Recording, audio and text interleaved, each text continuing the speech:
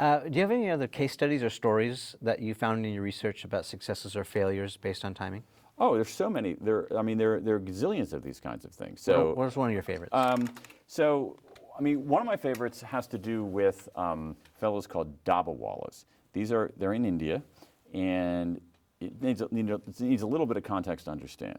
So in India, the sort of upper middle class culture is such that people who are working in offices don't want to go out to Wendy's or Burger King or wherever to have lunch. They want a proper home cooked lunch.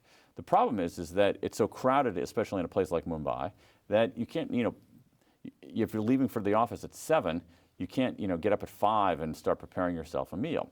However, many upper middle class people in India have cooks in their house, and there is still sort of a patriarchal culture where mom, or any intergenerational living, where mom or grandma often is home. Yeah. So what'll happen is that the son or daughter, the man or woman, the dad or mom, will leave for the office at 7 in the morning, take the train into downtown Mumbai, start their job. And then the person who remains, maybe grandma, maybe a cook, will at 8:30 or so start preparing a proper home-cooked lunch.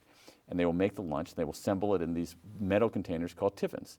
And these are good lunches, these are serious lunches. Chapati, dal, all kinds of vegetables, chutneys, it's good. Yeah. All right? And now the problem is that they've assembled this delicious home-cooked lunch, but they're in their apartment on the outskirts of Mumbai, and the recipient is in an office in downtown Mumbai, 20 miles away.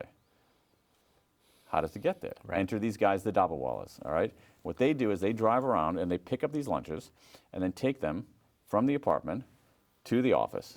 They do this every single day, 200,000 times a day, and they do it without making any mistakes. It's so accurate that FedEx has gone to study them, UPS has gone to study them, and there is a Harvard Business School case study about them. Now, here's what's even weirder. They do this without any technology. They don't use GPS. They don't use UPC codes. There's no DoorDash app or whatever that is. There's no app. You can't. The people on the receiving end don't have like a little Uber thing saying, "Oh, my lunch is around the corner. Oh, why is it going that way?" Yeah. How do they do it? And well, that's great. That's what I was trying to figure out. And how can they be so eminently coordinated? And what it turns out is that the way that we synchronize with other people, because it's time-based coordination. Yeah. There's some principles that the Dabbawalas yield in how we coordinate and synchronize with others in time. So one of the things and you see this with choral groups, choirs, choruses. You see this with rowers and rowing teams. You see this with basically any kind of human endeavor that requires synchronization. There's a certain set of rules. One of them is that there's a boss. Right? There's a lot of autonomy in the system, but there's one boss. And you see this very clearly in something like choral groups, all right? Choirs. A lead singer. No, the choral director. Oh, okay. Yeah. So basically what you have is people singing in unison, people singing as a group, and then there's one person who's not making any noise, not making a sound, but the one who everyone is looking at, that's the boss. Gotcha. All right? And so choir director. You see this with in rowing teams with the coxswain. It's the same kind of thing.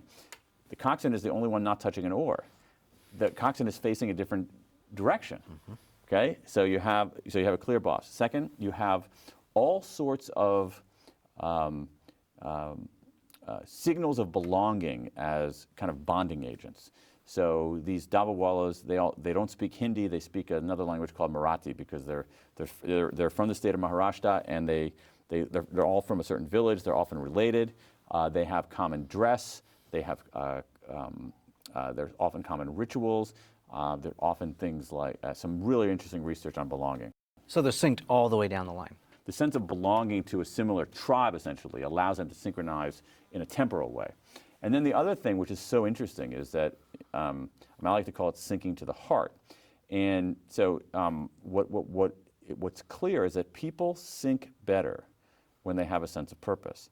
But what's more, when people synchronize in time, that deepens their sense of purpose. So it's a virtuous circle. Syncing makes us feel good and makes us do good. Doing good makes us feel good and synchronize even better. And so when you look at, at some level, choirs are the best example of this. When choirs sing, there is evidence that their hearts beat in the same rhythm. And that's pretty remarkable. That's amazing. It's amazing, right? There's something amazing about how groups synchronize. Choral singing is so good for you. It is a prophylactic against depression. It raises our pain threshold. It improves our immune response. It boosts our mood. I mean, choral singing is basically as good for you as exercise. Who knew? So then how can we take that either metaphor or literal choral singing synchronization into an organization? Because I think that's what every owner wants to know. Like, you know, how do we sync? So here's what you want. You want a sense of belonging. That's incredibly important. So you want cues about belonging. This is how we do it here. Yeah. And those kinds of things that actually are emergent rather than imposed. This is why certain kinds of traditions that emerge in a workplace, certain kinds of rituals that emerge in a workplace, the boss should be nurturing those kinds of things, all right?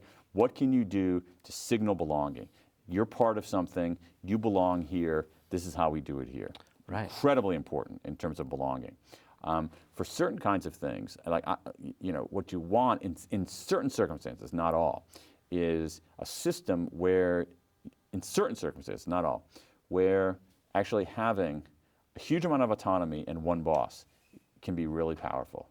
So they know who to look to when they have a question. Can you think of any examples, modern day examples of companies that are doing that well? I think there are a lot of like magazines, like print magazines that do that, where you have an editor-in-chief who is basically the decision maker, who's setting the tone, who is doing those kinds of things. I think you sometimes see it even in television production, where you have a director or the showrunner, who is actually the person, you have autonomy in the system, but ultimately there's one person in charge. Yeah, there's a quarterback. Exactly. One captain. Exactly. Yeah. And then the sense of, there's also just having a sense of purpose is enormously important as well.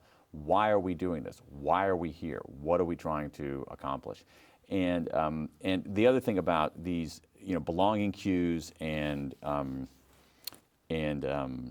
boss that, not a tyrannical boss necessarily, but a boss. So if you have like a clear boss, a sense of belonging, and a sense of purpose, that also fosters something that comes out all the time in the literature on teams, which is a sense of psychological safety.